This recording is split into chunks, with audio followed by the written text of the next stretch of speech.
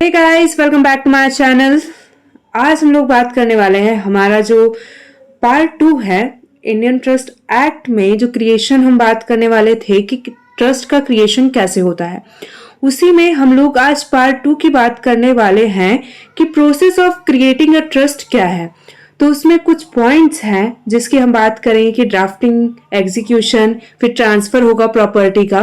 तो मतलब एक मेन प्रोसेस क्या है ट्रस्ट को क्रिएट करने का, आज हम उस चीज के बारे में बात करेंगे। उसके बाद में ड्यूटीज, रिस्पॉन्सिबिलिटीज क्या है ट्रस्टीज की, उस टॉपिक पर भी आज ही हम बात करेंगे। तो चलिए हम स्टार्ट करते हैं आज के हमारे लेक्चर में। बने रहिए लास्ट तक और प्लीज अपना फीडबैक देके जाइए कि लेक्चर कैसा था, उसका कंटेंट कैसा था और आपको समझ में आया है कि नहीं समझ में आया है। ठीक है, तो चलिए स्टार्ट करते हैं। सबसे पहले process of creating a trust तो क्या है, क्या प्रोसेस रहेगी क्रिएट करने का ट्रस्ट। ठीक है, तो सबसे पहले क्या होगा, ड्राफ्ट किया जाएगा ट्रस्ट डीड। ठीक है, ट्रस्ट डीड क्या होता है, जिसमें सबसे पहले बेनिफिशियरीज का नाम होता है, ट्रस्टी का नाम होता है, ट्रस्टर का नाम होता है, प्रॉपर्टी मेंशन होती है, टर्म्स एंड कंडीशंस क्या है कि भाई ट्रस्टी कैसे उसका एडमिनिस्ट्रेशन करेगा, मैनेजमेंट कैसे करेगा, ट्रस्ट डीड में ये सारी चीजें मेंशन रहती है। तो सबसे पहले क्या करेंगे, उसका ड्राफ्ट करेंगे। ड्राफ्ट क्या करेंगे, देखिए names and address of the truster, trustees and beneficiaries. Description रहेगा ट्रस्ट प्रॉपर्टी का कि भाई मूवेबल है, इमूवेबल प्रॉपर्टी है, कौन सी प्रॉपर्टी है उसके बारे में रहेगा। उसके बाद ट्रस्ट का पर्पस क्या है वो चीज मेंशन रहेगी। ड्यूटीज एंड रिस्पॉन्सिबिलिटीज क्या रहेगी ट्रस्टीज की, वो मेंशन रहेगा।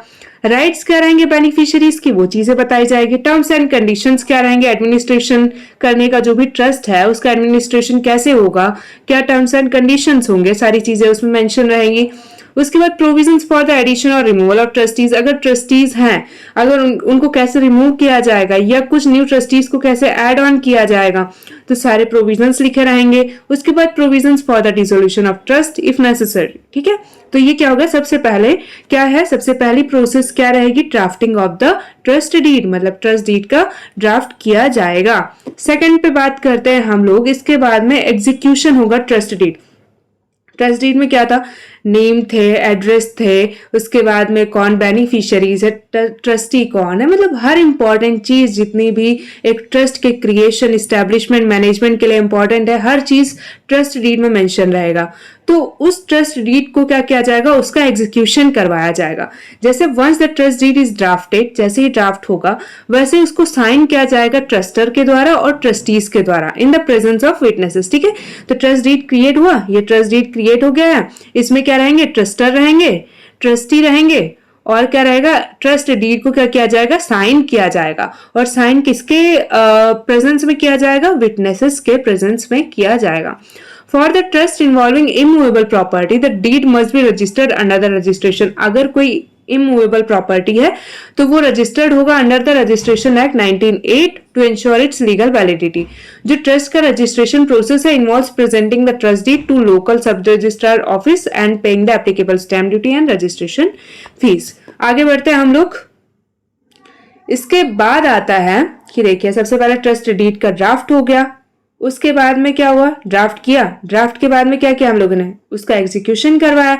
एग्जीक्यूशन के बाद में क्या आएगा, एग्जीक्यूशन के बाद में आएगा जो ट्रस्टी है ना उसको क्या करना है, एक्सेप्टेंस होना चाहिए। मतलब जो ट्रस्ट प्रॉपर्टी है, जो भी इमूवेबल प्रॉपर्टी है उसका जो है एक्सेप्टेंस होना चाहिए किसकी तरफ से, जो ट्रस्टी है वो। मतलब जब तक ट्रस्टी उस प्रॉपर्टी को क्या करेगा, एक्सेप्ट नहीं करेगा, तब तक क्या है उसका क्रिएशन नहीं होगा, ट्रस्ट का क्रिएशन तब तक नहीं माना जाएगा।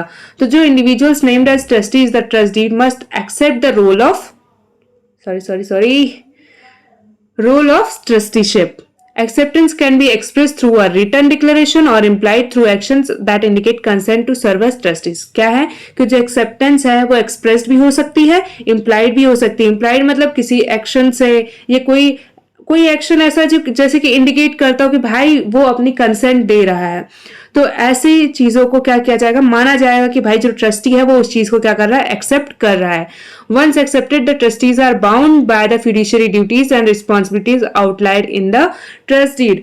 देखिए क्या होता है, एक बार अगर एक्सेप्ट कर लेता है जो ट्रस्टी है, एक बार एक्सेप्ट कर लेता है ट्रस्ट को, मतलब जो भी टर्म्स एंड कंडीशंस लिखे हुए हैं सारी चीजों को मान लेता है, तो वो बाउंड हो जाता है, मतलब बंध जाता है फिड्यूशियरी ड्यूटीज और रिस्पॉन्सिबिलिटीज। फिड्यूशियरी क्या होती है कि ये जो पर्सन है, जो ट्रस्टी है, वो क्या करेगा, जो ट्रस्टर है, ये जो बेनिफिशियरी है, उसके बेनिफिट, उसके हित में ही काम करेगा। ऐसी ड्यूटी उसके ऊपर या ऐसे ऑब्लिगेशंस उसके ऊपर हो जाते हैं, ट्रस्टी के ऊपर हो जाता है कि उसको दूसरे के हित के लिए ही काम करना है। मतलब किसके लिए, ट्रस्टी के हित के लिए, ट्रस्टर के हित के लिए काम करना है, या तो बेनिफिशियरी के हित के लिए ही काम करना है। ये क्या होता है, उसकी ऑब्लिगेशन हो जाती है। इसके बाद आगे बढ़ते हैं हम लोग। नेक्स्ट है transfer of property of the trustee. मतलब जो प्रॉपर्टी थी ना, उसका ट्रांसफर होना चाहिए। ये नहीं कि ट्रस्टर ने क्रिएशन तो कर दिया, टर्म्स एंड कंडीशंस बना दिए, सब चीजें नाम लिख दी है, लेकिन उसका ट्रांसफर ही नहीं किया गया। तो जो प्रॉपर्टी है ट्रस्ट की, ये रही प्रॉपर्टी, इसका क्या है, ये ट्रस्टर हैं, तो इनको, ट्रस्टर को क्या करना है भाई, प्रॉपर्टी को ट्रांसफर करना ही है। किसको ट्रांसफर करना है, ट्रस्टी को। जब तक प्रॉपर्टी का ट्रांसफर नहीं हो जाएगा ट्रस्टी को, तब तक नहीं माना जाएगा कि क्या है, क्रिएशन हुआ है ट्रस्ट का। ठीक है, मुझे लगता है ऐसा कि समझ में आ गया होगा। बहुत सिंपल लैंग्वेज में समझा रही हूँ सबको, तो जहां तक है लैंग्वेज बहुत सिंपल यूज की है मैंने, और जो कंटेंट है वो भी बहुत सिंपल लैंग्वेज में है, तो एक बार जो भी पढ़ेगा उसको समझ में आ जाएगा। जो ट्रस्टर है must then transfer the trust property to the trustees. For immovable property, the transfer must comply with the requirements of the Transfer of Property Act 1882 and must be registered. For movable property, the transfer can be effected by physical delivery. और मतलब बोला है अगर immovable property है तो registered होना चाहिए under the Transfer of Property Act 1882, और अगर मूवेबल प्रॉपर्टी है तो फिजिकली ट्रांसफर हो सकता है, फिजिकली डिलीवरी किया जा सकता है उसका, और bye legal assignment depending on the nature of the property. मतलब प्रॉपर्टी का जैसा भी नेचर है उस हिसाब से भी हो सकता है। तो ये हो गया हमारा फोर्थ पॉइंट की जो प्रॉपर्टी है उसका ट्रांसफर होना चाहिए। ठीक है, तो हमने कंप्लीट कर लिया है कि भाई क्रिएशन कैसे होगा। ठीक है, क्रिएशन कैसे होगा, ट्रस्ट का सबसे पहले ड्राफ्ट होगा, इसका एग्जीक्यूशन होगा, फिर उसके बाद एक्सेप्टेंस होगा ट्रस्टी के द्वारा, और लास्ट में क्या किया जाएगा, लास्ट में उसको क्या किया जाएगा, ट्रांसफर होगी ट्रस्ट प्रॉपर्टी। तो सबसे पहले क्या किया जाएगा, ड्राफ्ट किया जाएगा। ठीक है, सबसे पहले क्या होगा, ड्राफ्ट किया जाएगा, फिर उसका एग्जीक्यूशन किया जाएगा दूसरा। ठीक है, एग्जीक्यूशन के बाद में क्या किया जाएगा, एक्सेप्टेंस होगा ट्रस्टी के द्वारा, और चौथा क्या होगा, जो भी प्रॉपर्टी है, जो भी ट्रस्ट प्रॉपर्टी है उसका क्या किया जाएगा, ट्रांसफर किया जाएगा। मतलब जो प्रॉपर्टी है उसका ट्रांसफर किया जाएगा, तभी उसको ट्रस्ट का क्रिएशन माना जाएगा। आगे बढ़ते हैं हम लोग, अब बात करेंगे role and responsibilities of the trustee. भाई ट्रस्टी, प्रॉपर्टी तो आ गई है ट्रस्टी के पास में, तो उसके रोल और रिस्पॉन्सिबिलिटीज क्या है, ट्रस्ट के लिए उसकी रोल रिस्पॉन्सिबिलिटीज क्या है, बेनिफिशियरीज के लिए उसकी रोल रिस्पॉन्सिबिलिटीज ऑब्लिगेशंस क्या है, इसके बारे में हम लोग बात करेंगे।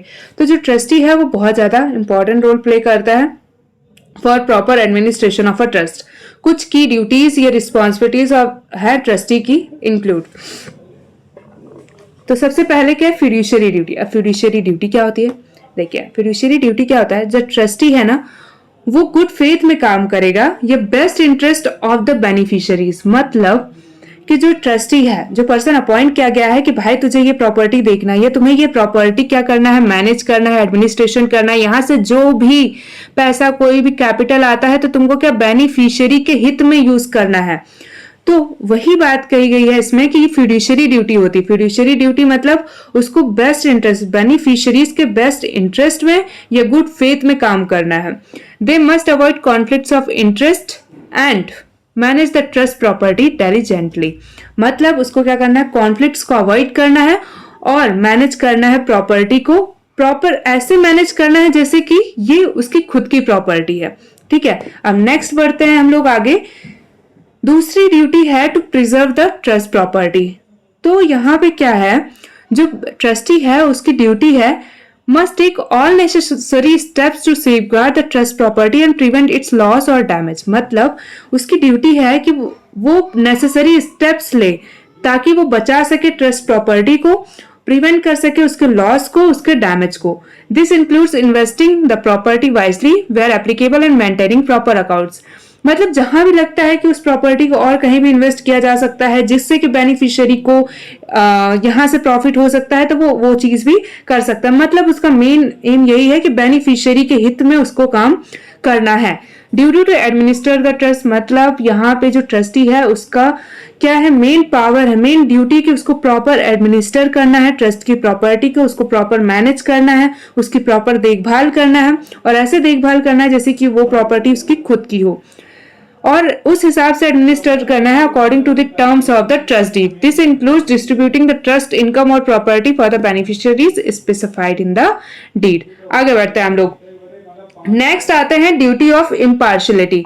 ड्यूटी ऑफ इम्पार्शियलिटी इसमें क्या होता है, मतलब अगर एक से ज्यादा बेनिफिशियरीज हैं तो जो ट्रस्टी है ना उसको इम्पार्शियल होना है, मतलब उसको ऐसा नहीं देखना है कि ये बेनिफिशियरीज को ज्यादा जरूरत है या ये बेनिफिशियरीज को कम जरूरत है, उस हिसाब से नहीं देखना है। उससे क्या करना है, ये अगर ये ट्रस्टी है तो ट्रस्टी को क्या करना है, इन तीन है अगर तीन बेनिफिशियरी तो तीनों को एक समान देखना है, किसी को कम ज्यादा नहीं देखना है। ड्यूटी टू अकाउंट में क्या होगा, ड्यूटी टू अकाउंट में जो ट्रस्टी है must maintain accurate records of all the transactions related to the trust property and provide regular accounts to the beneficiaries. जो ड्यूटी है कि वो प्रॉपर अकाउंट्स मैनेज करेगा, कितना पैसा आ रहा है, कितना जा रहा है, कहाँ पे मैनेज में कितना पैसा लग रहा है, एडमिनिस्ट्रेशन में कैसा पैसा लग रहा है, हर चीज का अकाउंट उसको क्या करना है, मेंटेन करके रखना है, और उसको बेनिफिशियरीज को प्रॉपर बताना है, प्रोवाइड करते रहना है कि यहाँ पे इतना खर्चा हो रहा है और ये बेनिफिशियरीज को इतना पैसा दिया जा रहा है, यहाँ से कैपिटल आ रहा है तो यहाँ लगाया जा रहा है, मतलब प्रॉपर अकाउंट को मैनेज करके रखना है। अब आगे बढ़ते हैं हम लोग। आगे आता है कि duty to follow the trust deed, मतलब हमने पढ़ा ना आगे कि भाई सबसे पहली चीज क्या थी, सबसे पहले यही था कि क्या करना है, ट्रस्ट डीड का क्रिएशन हुआ था, ड्राफ्ट हुआ था, तो जो भी ट्रस्ट डीड में लिखा हुआ है उसके हिसाब से ही फॉलो करना है ट्रस्टी को। जो भी टर्म्स एंड कंडीशंस लिखे हुए हैं, जितनी भी पावर्स ट्रस्ट डीड के द्वारा ट्रस्टी को प्रोवाइड की गई है, उस चीज को वो फॉलो करेगा, उस ड्यूटी को परफॉर्म करेगा, वो लीगली ऑब्लाइज्ड होगा उस ड्यूटी को परफॉर्म करने के लिए।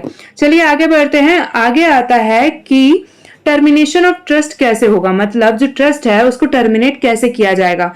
मैं इन सब चीजों को आगे भी कवर करूंगी, सेक्शन जब आएंगे हमारे, ठीक है, सेक्शन के द्वारा भी कवर करूंगी। अभी एक ब्रीफ ओवरव्यू मैं आप लोगों को दे रही हूं ताकि आपका जो पूरा कॉन्सेप्ट है ट्रस्ट से रिलेटेड, कि ट्रस्ट का क्रिएशन कैसे होता है, ड्यूटीज क्या है, रिस्पॉन्सिबिलिटीज क्या है, टर्मिनेशन कैसे ट्रस्ट का हो सकता है, तो इन सब चीजों के बारे में मैं एक ब्रीफ ओवरव्यू दे रही हूँ। अगर सिर्फ आपको क्रिएशन ऑफ ट्रस्ट आता है तो ये सब चीजें आप शॉर्ट में लिख सकते हैं, लेकिन अगर टर्मिनेशन ऑफ ट्रस्ट ही आएगा तो आपको एक मैं अलग वीडियो में कवर करूंगी वो लेक्चर, तो आप लोगों को वो चीजें कवर करनी है सेक्शन के द्वारा, ठीक है। तो अभी हम लोग आगे बढ़ते हैं। तो रिस्पॉन्सिबिलिटीज ऑफ ट्रस्ट क्या रहेगा, trust can be terminated in several ways, बहुत सारी वेज में क्या किया जा सकता है, ट्रस्ट का टर्मिनेशन किया जा सकता है। अब सबसे पहले क्या है, ट्रस्ट का क्रिएशन हुआ था किसी पर्पस के लिए, वो पर्पस हो गया है कंप्लीट, और जैसे पर्पस कंप्लीट हो जाएगा वैसे ही उस ट्रस्ट का टर्मिनेशन करवा दिया जाएगा। फॉर एग्जाम्पल एक ट्रस्ट का क्रिएशन किया गया था, ठीक है, अब मैं हूं मान लो, ठीक है, ये ए हो गए, मैंने क्या किया, एक ट्रस्ट का क्रिएशन किया, और ट्रस्ट का क्रिएशन इसलिए किया गया कि एक छोटा बच्चा है मान लो 10 साल का, और मैंने कहा जब तक कि ये 18 साल का नहीं हो जाता तब तक इस ट्रस्ट से, ये जो मैंने प्रॉपर्टी बनाई है ट्रस्ट, उससे जितना पैसा आ रहा है, जब तक कि ये 18 साल का नहीं हो जाता तब तक वहां से जो पैसा आ रहा है उसकी पढ़ाई में लगेगा। लेकिन जैसे वो 18 साल का कंप्लीट हो जाता है वैसे ही इस ट्रस्ट का जो पर्पस था वो हो गया कंप्लीट, क्योंकि मैंने इस ट्रस्ट का क्रिएशन इसलिए ही किया था ताकि ये जो छोटा बच्चा है उसकी पढ़ाई के लिए मैं उस ट्रस्ट से जो भी पैसा आता है उसका लगवा पाऊं। लेकिन जैसे ही बच्चा 18 साल का हो गया वैसे ही उस ट्रस्ट का क्या हो जाएगा, पर्पस था वो फुलफिल हो गया है, तो इसलिए इसको हम टर्मिनेट कर सकते हैं। The beneficiaries agree to terminate the trust in certain cases, मतलब अगर बेनिफिशियरीज ही एग्री हो गए हैं कि भाई अब ट्रस्ट का जो बना है उसका टर्मिनेशन किया जा सकता है या कर दें, एग्री हैं सब लोग, तो उसका टर्मिनेशन किया जा सकता है।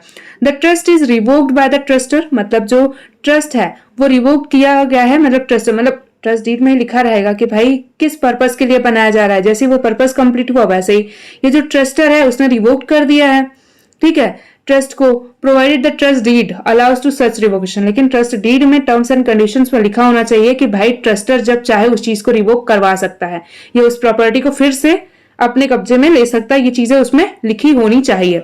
The court dissolves the trust if it becomes impossible to achieve its purpose और its trust objective are illegal और इमोरल। देखिए, जो कोर्ट है वो भी ट्रस्ट को डिसॉल्व करवा सकता है अगर उसको लगता है कि जिस पर्पस के लिए ट्रस्ट का क्रिएशन किया गया है वो चीज क्या है, इम्पॉसिबल है, या उसका जो पर्पस है उसको हम अचीव कर ही नहीं सकते, इम्पॉसिबल चीज है। तो इस केस में भी क्या कर सकते हैं, जो कोर्ट है वो डिसॉल्व कर सकती है उस ट्रस्ट को। और if the trust objective are illegal, और अगर किसी ट्रस्ट का ऑब्जेक्टिव ही इलीगल है या इमोरल है तो भी क्या कर सकते हैं, ट्रस्ट का टर्मिनेशन किया जा सकता है। तो लैंडमार्क केसेस हैं कुछ related to creation on trust, जो है बाई दोसाबाई वर्सेस मधुरदास गोविंदास 1980 का केस है, जिसमें सुप्रीम कोर्ट ने क्या किया था, held that an obligation annexed to the ownership of property does not amount to an interest in the property but in is an obligation that can be enforced against a transferee which notice on a gratuitous transferee. ठीक है, जो judgement है provided clarity on the nature of obligation imposed on trustee. मतलब यहाँ पे क्या क्या है, अगर ऑनरशिप ट्रस्टी के पास उस प्रॉपर्टी की ऑनरशिप आ गई है तो उसके साथ में उसके ऑब्लिगेशंस भी लगे हुए हैं। इस केस में यही बोला गया था। तो ये जो जजमेंट है इसने एक क्लैरिटी प्रोवाइड किया था कि जो नेचर ऑफ ऑब्लिगेशन है ट्रस्टी के ऊपर जो इम्पोज हुए हैं उसके बारे में क्या किया था, बताया था। उसके बाद नेक्स्ट आते हैं हम लोग, सेकंड केस है जो है हेमचंद वर्सेस प्यारेलाल 1950 का केस है, जिसमें कोर्ट ने रूल किया था जो ट्रस्ट है वॉइड होगा for want of registration could be perfected through 12 years of adverse possession by trustee after which action against the trustee would be bared। तो ये हमारा क्या है, हेमचंद वर्सेस प्यारेलाल का केस है। लास्ट हम लोग आ गए हैं हमारे कंक्लूजन पे। ठीक है, तो कंक्लूड करते हैं हम आज के लेक्चर को, हमारे इस टॉपिक को कंक्लूड करते हैं। तो लास्ट यही है कि जो इंडियन ट्रस्ट एक्ट 1882 है वो प्रोवाइड करता है एक स्ट्रक्चरल फ्रेमवर्क। स्ट्रक्चरल फ्रेमवर्क जब हम आगे पढ़ेंगे तो देखिए, सबसे पहले क्या आएगा, क्रिएशन ऑफ ट्रस्ट आता है, चैप्टर 1 में आ जाता है। उसके बाद में क्या आ जाता है, क्रिएशन, ड्यूटी हो गई, पावर्स क्या है, राइट्स क्या है ट्रस्टी के। उसके बाद में बेनिफिशियरीज के राइट्स क्या है, उनकी ड्यूटीज क्या है। उसके बाद में क्या आ जाता है, डिसेबिलिटीज क्या है। ऐसे करके क्या है, एक स्ट्रक्चर्ड फ्रेमवर्क प्रोवाइड करता है कि अगर ट्रस्ट का क्रिएशन होता है तो उसमें ट्रस्टर, ट्रस्टी, बेनिफिशियरी सबके राइट्स, ड्यूटीज, रिस्पॉन्सिबिलिटीज क्या क्या है, हर चीज के बारे में क्या बताता है, इंडियन ट्रस्ट एक्ट बताता है। ठीक है, for the creation, administration and termination of trust in the India, कि भाई उसका एडमिनिस्ट्रेशन कैसे होगा, क्रिएशन कैसे होगा, टर्मिनेशन कैसे होगा, हर चीज के बारे में हर एक सेक्शन में मेंशन्ड है कैसे क्या होगा, चैप्टर वाइज दिया हुआ है। The process of creating a trust involves a series of legal steps including the drafting of a trust deed, the transfer of property and the appointment of trustees. जो act है imposes specific duties on trustee ensuring that they act in the best interest on the beneficiary and manage the trust property with due care। मुझे ऐसा लगता है कि यहाँ तक किसी को कोई डाउट नहीं होगा। अगर किसी को कोई डाउट होता है नीचे अपना फीडबैक दे सकते हैं कि भाई किसको कहाँ पे क्या प्रॉब्लम आई है। मैंने अपनी पूरी कोशिश की है कि मैं आप लोगों को ये पूरा टॉपिक बहुत अच्छे, बहुत सिंपल लैंग्वेज में समझा सकूं। अगर कोई भी डाउट है आप बिल्कुल नीचे मैसेज में कर सकते हैं। ठीक है, बता सकते हैं, अपना फीडबैक दे सकते हैं। मिलते हैं नेक्स्ट लेक्चर में। हम नेक्स्ट लेक्चर में इसके आगे के टॉपिक्स कवर करने वाले हैं। बने रहिए मेरे साथ। मिलते हैं नेक्स्ट लेक्चर में। धन्यवाद।